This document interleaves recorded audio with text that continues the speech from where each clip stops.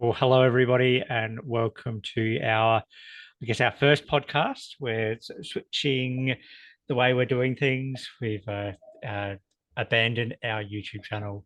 We're going to do a podcast instead.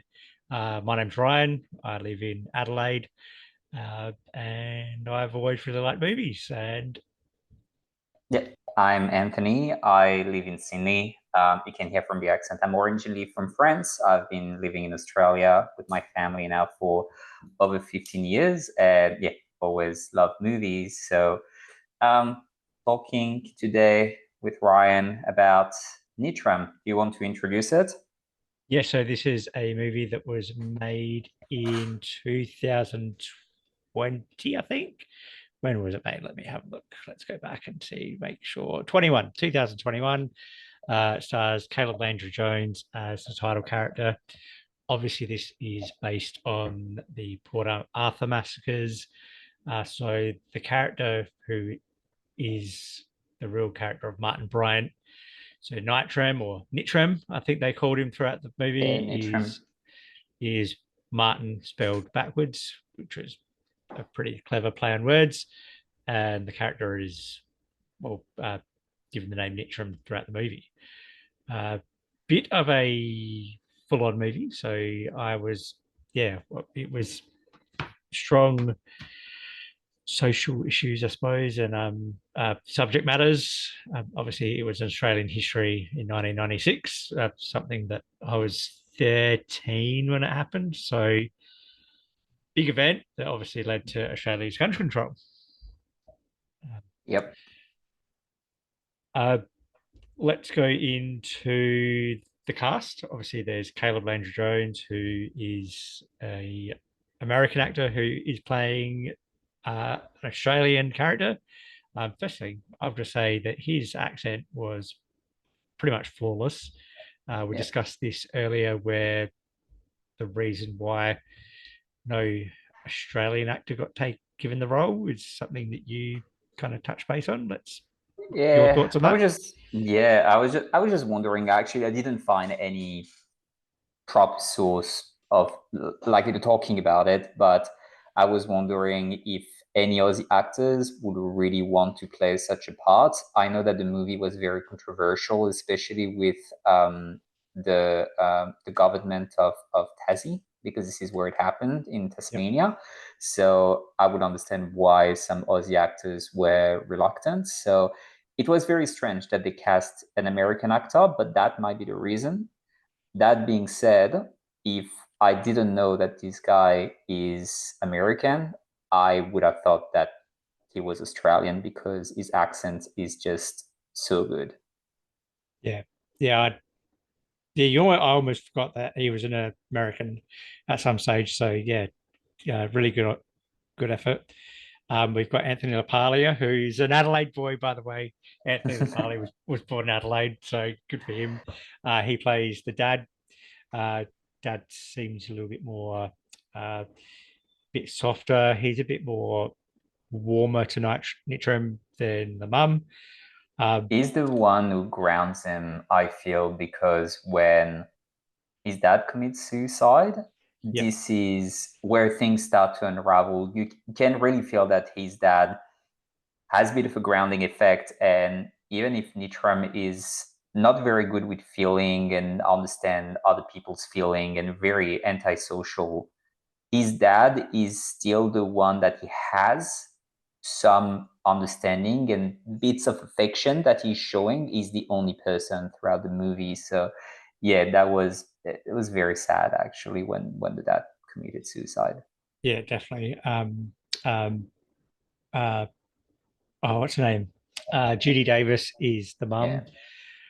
I had two thoughts about her. Obviously, she's seen to be a very almost antagonistic character towards Nitram at the beginning of the movie. But you along the way, there's the story that she tells about the closed store where she lost him in the closed store for an hour, and then Nitram just laughed at her because she was in pain. So this is a woman who had a son for 30 years who showed her no love, no empathy. she's just worn out. So, although she's quite a cold and yeah antagonistic character at the beginning, that story that she tells is just heartbreaking. Yeah. I've got a special needs kid who is does struggle with showing empathy and showing love as well. And I've my heart broke for the mum at that story because I've I've I lived through that myself. So Mm. it's just yeah, it's just devastating to think that that's what this woman was going through back then when there was no understanding about autism. Nitram was probably an autistic kid, and but back then there was just nothing. So Yeah. so you It's really yeah, I think it really shows. I mean, I think we've come leaps and bounds when it comes to disabilities, mental disabilities, and mental illness. Even though I think there's still a long road ahead of us.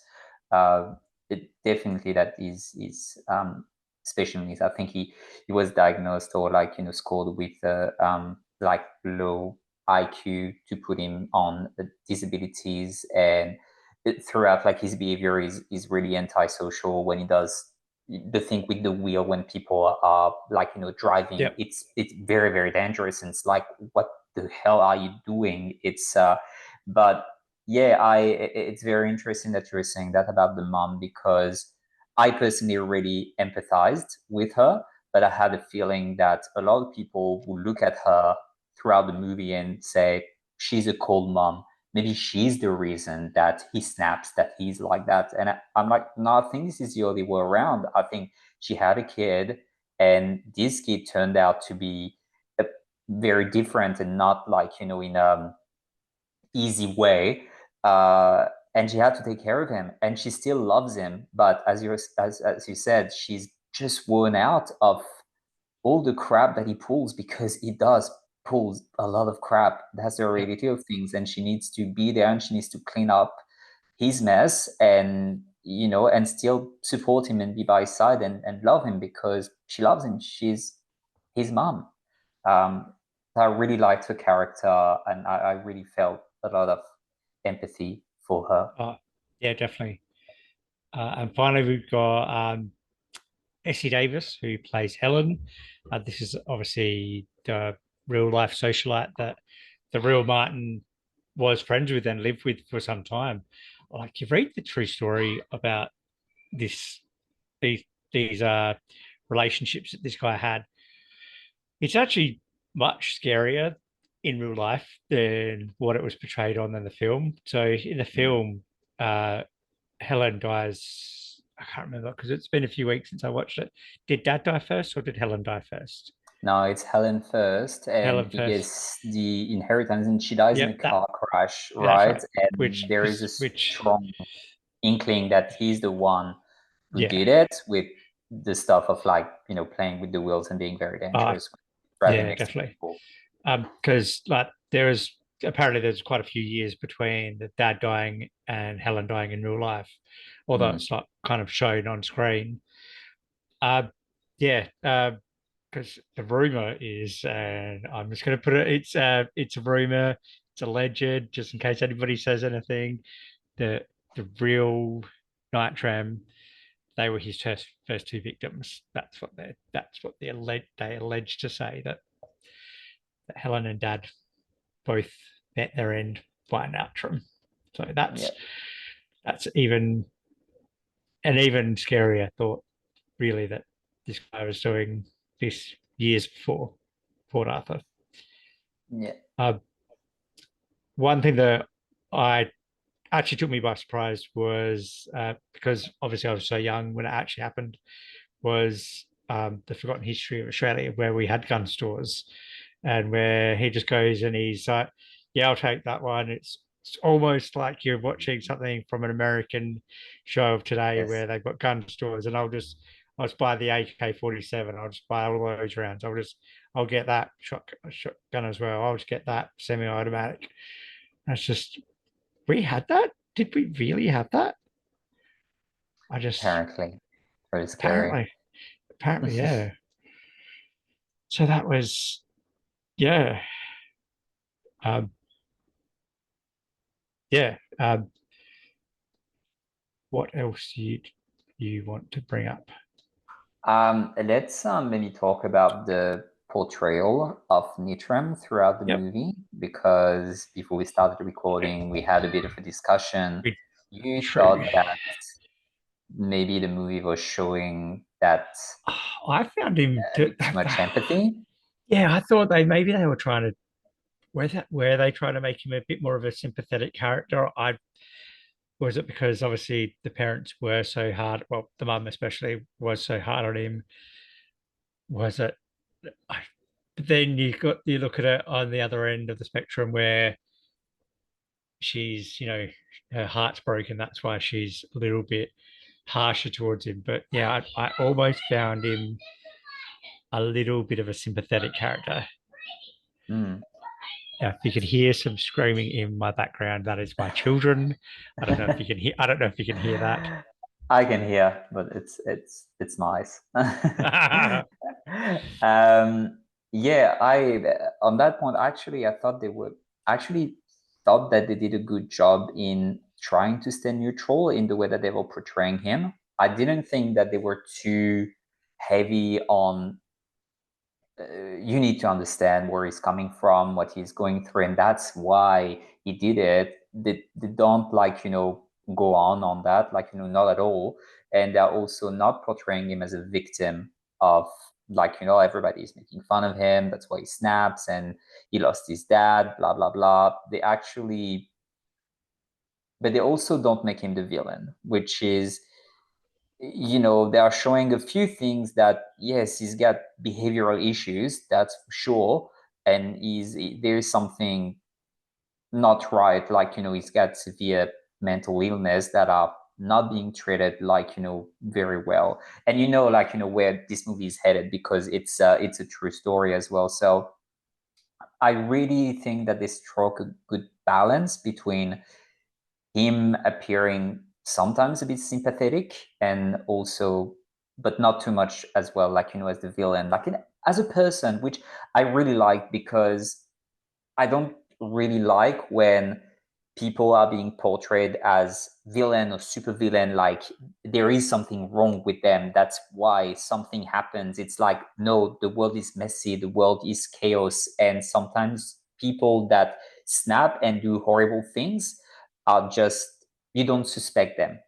You don't think for 1 second that they would snap and they would do something horrible, and that's what I really like. This is a scary part for me. It's like, he's a strange guy, he's a weirdo, but this is what he has done.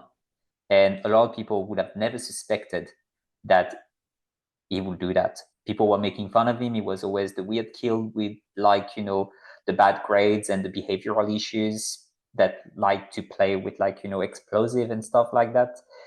Nobody would think that he would just go and do a massive shootout in a park. it's yeah, and then when it happens, it's all of a sudden he's just sitting there and then just gets up and he's got the gun and it's just but and the fact that you don't see it. I like the fact that you didn't see it Exactly. I really like that. That was going to be my next point. I really like that you because don't say we that, and you can tell it's an Australian movie for that, because Australian movies are more about, imagine, like, sort of, don't show, just yep, let for the imagination. And sometimes it doesn't serve, like, some movies, American movies, they really like to show, like, show don't tell. But Australian movies just take it the other way around, and for this one it really serves the purpose. It makes it even scarier than if you were actually seeing the murders. yeah, Yeah, really, it would stay with me, that image where he's getting, like, his fruit cup and he's eating, and then just on he goes, yep, and you hear the fun, like, gunshots, and then this is the end of the movie. yeah, and then obviously it just ends with you don't know if the mum knows or she doesn't know because she's obviously just sitting there and she's listening to the TV. Is Mm, she hearing the TV? Does she know that that's Nitram? Does she not know? It just not knowing is kind of leaves it open ended, and that's kind of a better way as well. I did mm, like that. Uh, what else would I like to talk about?